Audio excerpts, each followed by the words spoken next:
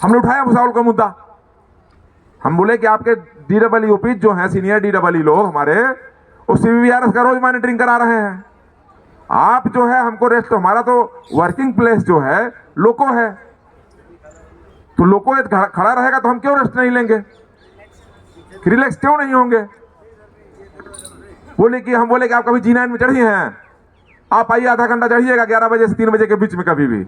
Madam उतरिएगा नहीं, कूद जाइएगा जब गाड़ी खड़ा होगा तो। उसके बाद कई मुद्दों पे बात हुई, वो नंबर दी और बोली कि हम आप लोगों को 1 हफ्ते से 10 दिन के अंदर फिर बुलाएंगे रेलवे बोर्ड अदर मुद्दों पे डिस्कशन करने के लिए। ये हुई है बात। और उसके बाद काफी देर हम लोग वहां रहे, फोटो भी खिंचवाई है, आपके पास पहुंच जाएगा। लेकिन ये जान लीजिए कि जब तक आपकी ताकत नहीं रहेगी तब तक आपको कुछ मिलने वाला नहीं है, क्योंकि समस्या का क्रिएट कर देते हैं लोग, धरना हम लोग करते हैं। हमेशा यही रहा है। आपके ऊपर में 42,000 लोगों का वैकेंसी खाली है। लीव रिजर्व अभी 3 से 5% चल रहा है हर डिवीजन में। कोई हो सकता कहीं का डिपो ऐसा हो, थोड़ा संख्या कहीं दुर्भाग्य से बचा हो, नहीं तो हर जगह।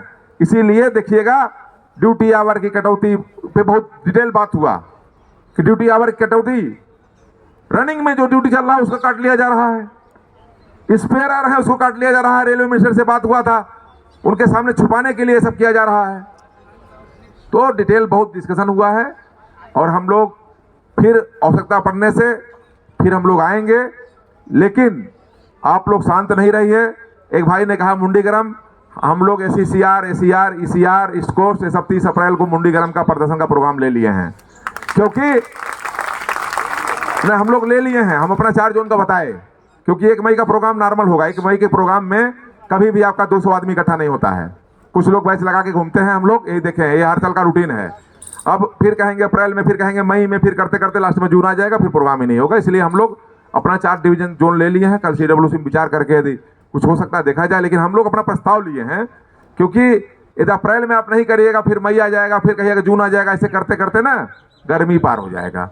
और हम लोग लोको सेट को इसलिए प्रेफरेंस दे रहे हैं कि उससे बहुत ज़्यादा सुधार हुआ है और लोगों में एसियाँ आई हैं, ऐसा नहीं है कि AC नहीं आया है, और टूल बॉक्स लगा है। और AC को सेफ्टी डिवाइस बनाया गया कि AC काम नहीं कर रहा है तो लोको सेट आउट नहीं होगा। ये आपके मुंडी गरम प्रदर्शन का, आपके आंदोलन का, LRC का आंदोलन का ही देना है। आपके लाइन बॉक्स का जो इशू है, लाइन बॉक्स लोको में लगभग लग गया है।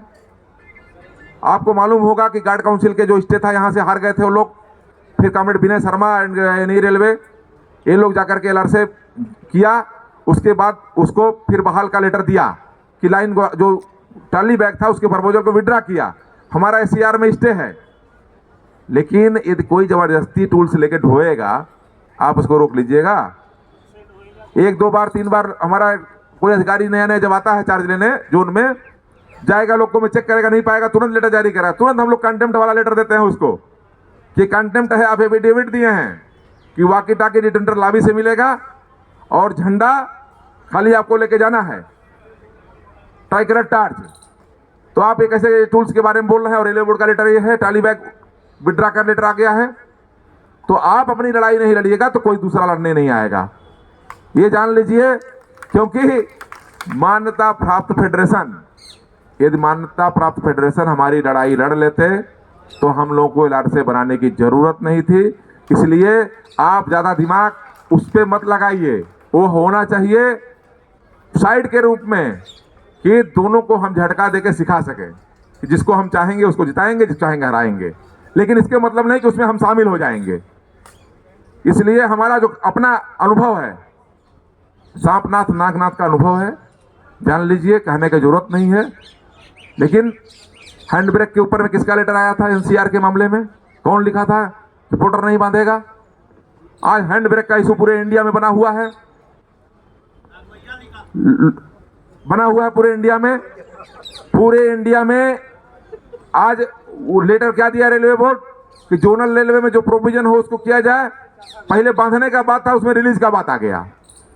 और जोनल रेलवे, एक बात बोला कि जोनल रेलवे, और हमारे एससीआर में बहुत पहले 15 में आंदोलन हुआ था, गाड़ियां मुरी में खड़ी हो गई थी, और उस केस में रेलवे बोर्ड ने ही लेटर दिया था जनरल मैनेजर को कि आपको एसआर बनाने का अधिकार नहीं है, क्योंकि यह पॉलिसी डिसीजन रेलवे बोर्ड द्वारा लिया गया है कि 2012 का जो लेटर है हैंड ब्रेक के ऊपर में वही फाइनल होगा।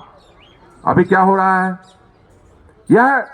ये मत सोचिए कि वह स्टेशन स्टाफ के लिए सोच रहा है रेलवे बोर्ड, नहीं, फ्यूचर में स्टेशन स्टाफ नहीं रहेगा, यही ये सोच रहा है। ये लोग को समझ में नहीं आ रहा है कि असिस्टेंट लोग को पायलट कपलिंग काट देगा, असिस्टेंट लोग को पायलट हैंड ब्रेक बांध देगा, क्या जरूरत रहेगा स्टेशन स्टाफ का। यही प्रक्रिया कर रहा है फ्यूचर के लिए। यदि एनएफआईआर का लोग, एनआरएफ का लोग बांध लेगा तो हम नहीं बांध लेंगे क्या? लेकिन ये नहीं, हमारा संगठन चाहता है कि अदर कैटेगरी भी जिंदा रहे। गार्ड उठ रहा है, लोग को पायलट सस्पेंड होता है, विदाउट गार्ड गाड़ी चल रही थी, हमारे लोको पायलट को मेजर पेनल्टी मिल रहा है। गार्ड को, असिस्टेंट को गार्ड में बुक किया जा रहा है, लोग विरोध कर रहे हैं। क्यों विरोध किया जा रहा है? कि हमारे संगठन का यह कंसेप्ट है कि सब लोग अपने अपने डिपार्टमेंट का काम करें, किसी के ऊपर किसी डिपार्टमेंट का काम थोपा ना जाए, जिससे कि वर्किंग क्लास जिंदा रहे।